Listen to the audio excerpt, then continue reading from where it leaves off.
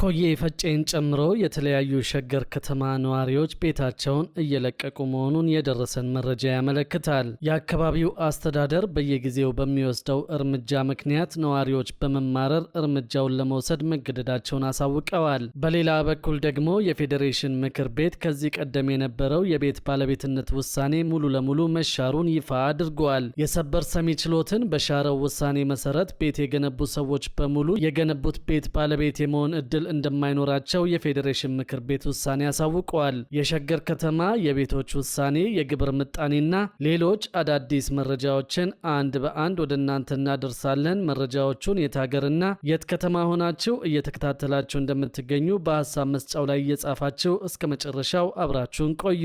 የፌዴሬሽን ምክር ቤት ከዚህ ቀደም የነበረው የቤት ባለቤትነት ውሳኔ ሙሉ ለሙሉ መሻሩን ይፋ አድርጓል። የፌዴራል ጠቅላይ ፍርድ ቤት ሰበር ሰሚ ችሎት ቀደም ሲል የሰጣቸውን አስገዳጅ ውሳኔዎች ህገ መንግስታዊ ናቸው ሲል የፌዴሬሽን ምክር ቤት መሻሩ ታውቋል። በዚህም መሰረት የፌዴራል ጠቅላይ ፍርድ ቤት ሰበር ሰሚ ችሎት በሌላ ሰው መሬት ላይ ቤት የሰራ ሰው የቤቱ ባለቤት ይሆናል በማለት ሰበር ሰሚ የሰጣቸውን አስገዳጅ ውሳኔዎች የፌዴሬሽን ምክር ቤት ህገ መንግስቱን የሚቃረኑ ናቸው በማለት ውድቅ ማድረጉን የታወቀው የምክር ቤቱ ውሳኔ እንደሚያመለክተው በመንግስት አካል ህጋዊ የይዞታ ማረጋገጫ ካርታ የተሰጠው ማንኛውም ሰው የመሬቱ ህጋዊ ባለይዞታ የመሆንና በመሬቱ ላይ የመጠቀም ህገ መንግስታዊ መብቱ ሙሉ በሙሉ የተጠበቀ ነው። በዚህም መሰረት አንድ ሰው የሌላ ህጋዊ ባለይዞታ በሆነ መሬት ላይ ባለይዞታው ሳይቃወም እንኳን ቢገነባ የመሬቱ ባለይዞታነትም ሆነ የቤቱ ሙሉ ባለሀብትነት ወደ ቤት ሰሪው አይተላለፍም ተብሏል። የህገ መንግስቱ አንቀጽ 40 ህዝባር 7 በመሬት ላይ ንብረት ያፈራ ሰው የንብረቱ ባለቤት ይሆናል የሚለው ድንጋጌ የሚሰራው ህጋዊ የመሬት ባለይዞታነት መብት ላለው አካል እንጂ በሌላ ሰው ይዞታ ላይ ያለ ህጋዊ መሰረት ንብረት ለገነባ ሰው የቤት ባለቤትነት መብት ለመስጠት እንዳልሆነ ምክር ቤቱ ገልጿል። በመሆኑም ባለይዞታው ሳይቃወም በይዞታው ላይ ቤት የሰራ ሰው የሚኖረው ህገ መንግስታዊ መብት ለግንባታው ያወጣውን ወጪ ወይም ግምት ከመሬቱ ባለይዞታ የመጠየቅ መብት ብቻ መሆኑ ተጠቅሷል። በሌላ በኩል ደግሞ ኮዬ ፈጬን ጨምሮ የተለያዩ ሸገር ከተማ ነዋሪዎች ቤታቸውን እየለቀቁ መሆኑን የደረሰን መረጃ ያመለክታል።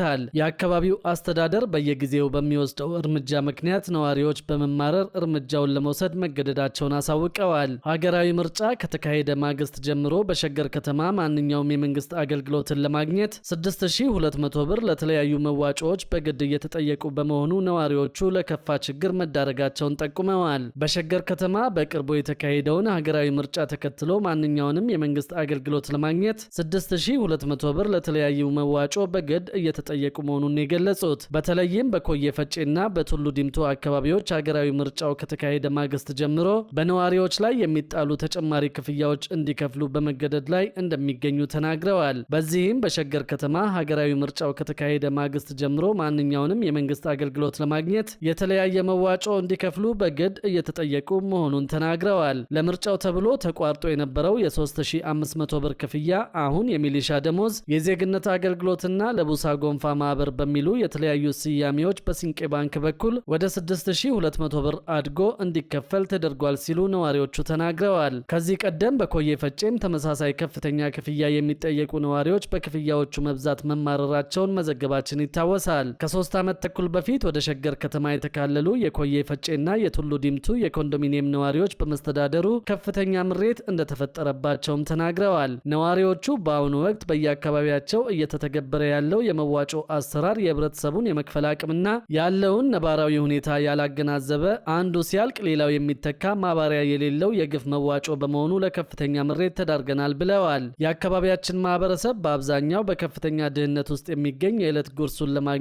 ልጆቹን ለማስተማር እጅግ እየተቸገረ ያለ ቢሆንም አስተዳደሩ ግን ይህንን ችላ በማለት በሚከተሉት አስገዳጅ ክፍያዎች ህዝቡን እያስለቀሰ ይገኛል የሚሉ አንድ የአካባቢው አባት ተናግረዋል። መረጃዎች እንደሚያሳዩት ከሆነ ተደራራቢ መዋጮዎቹ ለሚሊሻ፣ ለቡሳ ጎንፋ ማህበርና ለኦሮሚያ ልማት ማህበር የሚሉ እንደሚገኙበት ታውቋል። ከዚህ ቀደም ከጣሪያና ግድግዳ ግብር ጋር ተዳምሮ ከ3500 ብር በላይ መክፈላቸውን በተጨማሪም የጣሪያና ግድግዳ ግብር በካሬ 133 ብር፣ ለኮብልስቶን መንገድ 2000 ብር፣ ለቤት ቀለም መቀቢያ 10000 ብር፣ ለዞን ጽህፈት ቤት ማስገንቢያ 500 ብር፣ ለግቢ ውስጥ ቴራዞ ስራ 5000 ብር እንደከፈሉ ገልጸዋል። በቅርቡም ከሸገር ከተማ የወረደ መመሪያ ነው በሚል በአንድ የቤት ማህበር ብሎክ ውስጥ 17 ካሜራዎች እንዲገጠሙ እየተነገራቸው እንደሚገኝ ገልጸዋል። እኛ ነዋሪዎቹ በጋራ አጥር አጥረን የራሳችንን የጥበቃ ሰራተኞች ሰራተኛ ቀጥረን በሰላም እየኖርን ባለንበትና ሌባ አስቸገረን ብለን ቅሬታ ባላቀረብንበት ሁኔታ ይህ የካሜራ ክፍያ መጫኑ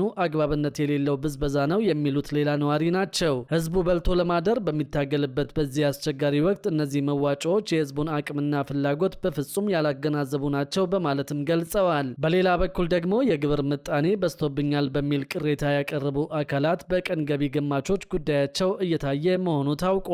የአዲስ አበባ ገቢዎች ቢሮ በ2019 በጀት ዓመት 380 ቢሊዮን ብር ለመሰብሰብ ማቀዱንም ይፋ አድርገዋል። የከተማ አስተዳደሩ ከሚሰበስበው ግብር 72 በመቶ ለዘላቂ ሰው ተኮር ፕሮጀክቶችና ለተለያዩ ስራዎች እየዋለ እንደሆነም አስታውቀዋል። በ2019 በጀት ዓመት በአዲስ አበባ ገቢዎች ቢሮ እንደ ከተማ የ502.2 ቢሊዮን ብር በገቢዎች ቢሮ ብቻ ደግሞ 380 ቢሊዮን ብር የመሰብሰብ እቅድ እንዳለው የቢሮው የኮሚኒኬሽን ዳይሬክተር አቶ ሰውነት አየለ ገልጸዋል። በከተማዋ በንግድ ትርፍ፣ በኪራይና በሜትር ታክሲ አገልግሎት የንግድ ዘርፎች የተሰማሩና በግብርና ስርዓት ውስጥ ያሉ 456,000 የደረጃ ለግብር ከፋዮች መኖራቸውን በመጥቀስ እነዚህ የደረጃ ለግብር ከፋዮች በተሻሻለው የገቢ ግብር አዋጅ መሰረት የግብር ግዴታቸውን መወጣት እንዳለባቸው ተመላክቷል። በዚህም መሰረት መልእክት በስልካቸው የተላከላቸው ግብር ከፋዮች በሙሉ እስከ ሐምሌ 30 2018 ዓ.ም የግብር ግዴታቸውን በኦንላይን መክፈል እንደሚገባቸው ተገልጿል። መልእክት ወይም ደግሞ ቴክስት ከተላከ በኋላ ግብር በዛብኝ በሚል እስካሁን የሚጠበቅባቸውን ግብር ያልከፈሉ ግብር ከፋዮች በወረዳ ደረጃ ቅሬታ አቅርበው መረጃው ለክፍለ ከተማ ከተላከ በኋላ በክፍለ ከተማው የተደራጀ የቀን ገቢ ገማች በድጋሚ የቀን ገቢ ግምት በመስራት ምላሽ እየተሰጠ እንደሆነ ተመላክተዋል። በተለያዩ ምክንያቶች መልእክት ወይም ቴክስት ያልደረሳቸው ግብር ከፋዮች እንዲሁም ከሐምሌ 25 በኋላ ቴክስት የተላከላቸው ግብር ከፋዮች ደግሞ ወደ ቅጣት የማይገቡ በመሆኑ ቴክስት ከተላከላቸው ጊዜ ጀምሮ እስከ ነሐሴ 20 ቀን 2018 ዓ.ም ባሉት ቀናት ውስጥ ዓመታዊ ግብራቸውን መክፈል እንደሚችሉ ተጠቅሷል። ከነዚህ የደረጃ ለግብር ከፋዮች በዘንድሮ በጀት ዓመት ቢሮ 9.2 ቢሊዮን ብር ለመሰብሰብ ያቀደ ሲሆን እስካሁን መረጃው ለተሟላላቸው ግብር ከፋዮች የግብር ውሳኔ በስልካቸው በመልእክት እንዲደርሳቸው መደረጉ ተጠቁመዋል። ቢሮ ከ456,000 የደረጃ ለግብር ከፋዮች ለመሰብሰብ ያቀደው ግብር በከተማዋ ካሉ ከመንግስትና ከግል ድርጅት ተቀጣሪ ደሞዝተኞች ከሚከፍሉት የደሞዝ ገቢ ጋር ሲነጻጸር በጣም አነስተኛ እንደሆነም ተገልጿል። ይህም የከተማ አስተዳደሩ በአነስተኛ የንግድ ስራ ላይ የተሰማሩ ነጋዴዎች እንዲበረታቱ የግብር ጫና እንዳይደርስባቸውና ትርፋማነታቸውን በማጎልበት ወደ ቀጣይ ደረጃ እንዲሸጋገሩ ለማገዝ መሆኑ ተመላክቷል።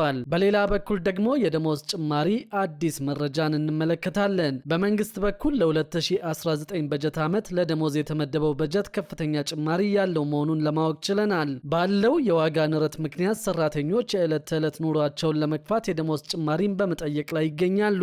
አስተያየታቸውን የሰጡን የመንግስት ሰራተኞች የሚከፈላቸው ደሞዝ ለመኖር ያህል በቂ አለመሆኑን ገልጸዋል። በተለይም ከቅርብ ጊዜ ወዲህ በመካከለኛው ምስራቅ የተከሰተውን ጦርነት ተከትሎ በኢትዮጵያ ተፈጥሮ የነበረው የነዳጅ አቅርቦት ቀውስ የምርቶችን ዋጋ እጅግ ከፍተኛ በሆነ መጠን አንሮታል። ከትራንስፖርት እስከ የቤት ኪራይና የፍጆታ ዕቃዎች ዋጋ ከጊዜ ወደ ጊዜ እየናረ በመሆኑ እያንዳንዱ ነገር ላይ ጫና እንዳይፈጠር በቂ ክፍያ ሊደረግ ይገባል ብለዋል። የሰራተኞች ደሞዝ ክፍያ ፍላጎትን አስመልክተው አስተያየታቸውን የሰጡት የኢትዮጵያ ሰራተኞች ኮንፌዴሬሽን ፕሬዝዳንት አቶ ካሳሁን ፎሎ አምና የመንግስት ዝቅተኛ የደሞዝ ወለል እንዲቀመጥ ባቀረቡት ጥያቄ መሰረት ወለሉ መቀመጡን ጠቅሰዋል። በአዲሱ የበጀት ዓመት ግን ስለ መንግስት ሰራተኞች የደሞዝ ጭማሪ እስካሁን ያቀረቡት ጥያቄ አለመኖሩን ገልጸዋል። ባለፈው ዓመት መንግስት የኛን ጥያቄ መነሻ አድርጎ የተወሰነ ጭማሪ አድርጓል ያሉት አቶ ካሳሁን ጭማሪውም የኑሮ ውድነትን ታሳቢ ያደረገ እንደነበር ገልጸዋል።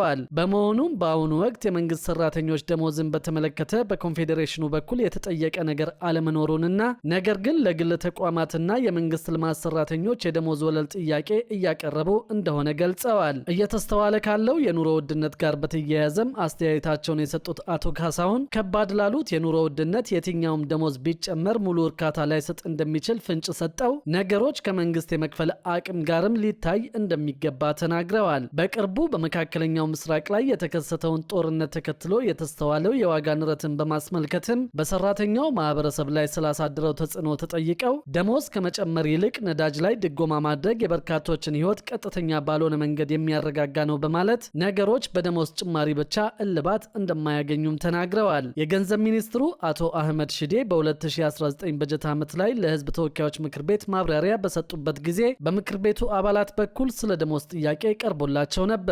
ሀገሪቱ ውስጥ እየተስተዋለ ካለው የኑሮ ውድነት ጋር ተያይዞ በ2019 የደሞዝ ጭማሪ ሁኔታን ተጠይቀው መንግስት ለሁለት ተከታታይ ዓመታት የደሞዝ ጭማሪ ያደረገ መሆኑን ገልጸው በቀጣይስ ምን ታስቧል ለሚለው አሁን በቀረበው በጀት ታሳቢ አልተደረገም ሲሉ መልሰዋል። ያም ሆኖ በዘንድሮ ዓመት ለመንግስት መስሪያ ቤቶች ደሞዝና ሌሎች ክፍያዎች የተደለደለው በጀት ከአምናው አኳያ ግን ትልቅ ብልጫ እንዳለው ፍንጭ ሰጠዋል። መንግስት ለ2019 በጀት ዓመት ለመንግስት ሰራተኞች የደሞዝ ጭማሪ ያደርጋሉ የሚለው ጉዳይ በግልጽ እንዲታወቅ አንድ የፓርላማ አባል ጠይቀዋል። ለቀረበው ጥያቄ ምላሽ የሰጡት የገንዘብ ሚኒስትሩ አቶ አህመድ ሽዴ መንግስት ቀደም ሲል በሁለት ዙር የደሞዝ ጭማሪ ማድረጉን ጠቅሰዋል። ይሁን እንጂ በአሁኑ ወቅት በክልሎች በኩል በፐርሰንት ተሰርቶ የቀረበው የደሞዝ ጭማሪ ተመንና ለጉዳዩ ከተመደበው በጀት ጋር ባለመመጣጠኑ ምክንያት አሁንም ድረስ ተጨማሪ የማጥራትና የማስተካከል ስራዎች እየተሰሩ መሆኑን ሚኒስትሩ ለአባላቱ አስገንዝበዋል። ለደሞዝ ለአበልና ልዩ ልዩ ክፍያዎች የተመደበው በጀት 170.8 ቢሊዮን ብር ካለፈው ዓመት በጀት አንጻር የ22.6 በመቶ ብልጫ እንዳለው ገልጸዋል። በሌላ በኩል ደግሞ የቤት ውስጥ ሰራተኛን ጨምሮ የግል አገልግሎት ሰራተኞችና አሰሪዎችን የሚያገናኝ ደላላን የሚተካ መተግበሪያ እየተዘጋጀ እንደሆነ ተገለጸ። የግል አገልግሎት ቅጥር የሚባሉትን እንደ አትክልተኛ፣ የቤት ውስጥ ተንከባካቢ፣ የቤት ውስጥ አብሳይ ወይም ሼፍና ሌሎችም ዘርፎች የቅጥር ግንኙነት ከደላላ ጣልቃ ገብነት የሚያላቅቅ መተግበሪያና አዲስ ደንብ እየተዘጋጀ እንደሆነ ነው የተገለጸው። ዓለም አቀፍ የስራ ድርጅት ኮንቬንሽን 189ን ታሳቢ አድርጎ የተዘጋጀው ደንብ ለፍትህ ሚኒስቴር መቅረቡንና በቅርቡ በሚኒስትሮች ምክር ቤት ይጸድቃል ተብሎ እንደሚጠበቅ የስራና ክህሎት ሚኒስቴር ነው ያስታወቀው። አንድ ዓመት አካባቢ ለሚፈጅ ጊዜ ግብዓት በማሰባሰብና ባለድርሻ አካላትን በማወያየት የተዘጋጀው ደንብ የቤት ሰራተኞች መመዝገቢያ ሶፍትዌር ሲስተም እንዲኖረው የሚያስችል መተግበሪያ እየተዘጋጀለት እንደሆነ የስራና ክህሎት ሚኒስቴር የአሰሪና ሰራተኛ ጉዳይ ዘርፍ የኢንዱስትሪ ግንኙነትና የስራ ሁኔታዎች ቁጥጥር መሪ ስራ አስኪያጅ አቶ ጡመዝጊ በሬ ተናግረዋል። ስራ አስኪያጁ በማብራሪያቸው አዲሱ አሰራር በተግባር ላይ በሚውልበት ጊዜ አሰሪና ሰራተኞች በመሃል ደላላ ሳያስፈልጋቸው በአፕሊኬሽን አማካኝነት ብቻ ተገናኝተው በህጋዊ ውል ቅጥር መፈጸም እንደሚችሉ ገልጸዋል። በተጨማሪም ከዚህ ቀደም በቤት ውስጥ ሰራተኛና አሰሪ መካከል ይፈጠር የነበረ አለመግባባት በፍትሐ ብሔር ይታይ እንደነበር አስታውሰው አዲሱ ደንብ ለፍትህ ሂደት አስቸጋሪ የነበረ አሰራርን በማረም ጉዳዩ በአሰሪና ሰራተኛ አዋጁ እንዲታይ ያደርጋል ብለዋል። ይህ መሆኑ የሰራተኛውንም ሆነ የአሰሪውን መብትና ግዴታ ለማስጠበቅ እንደሚያግዝና ከሌሎች ሀገራት ተሞክሮ በመውሰድ የተዘጋጀ መሆኑ ተመላክቷል። የደሞዝ ጉዳይን በተመለከተ ለጊዜው በአሰሪና ሰራተኛ ስምምነት የሚወሰን መሆኑ ተገልጿል። ለወደፊቱም ዝቅተኛ የደሞዝ ወለል ሲወሰን በዚሁ መሰረት የሚካተት እንደሆነ ተነግሯል። የግል አገልግሎት ቅጥር የሚባሉት እንደ አትክልተኛ፣ የቤት ውስጥ ተንከባካቢ፣ የቤት ውስጥ አብሳይ፣ ሼፍና ሌሎች ዘርፎችም በዚህ ሲስተም ውስጥ እንደሚካተቱ ተመላክቷል።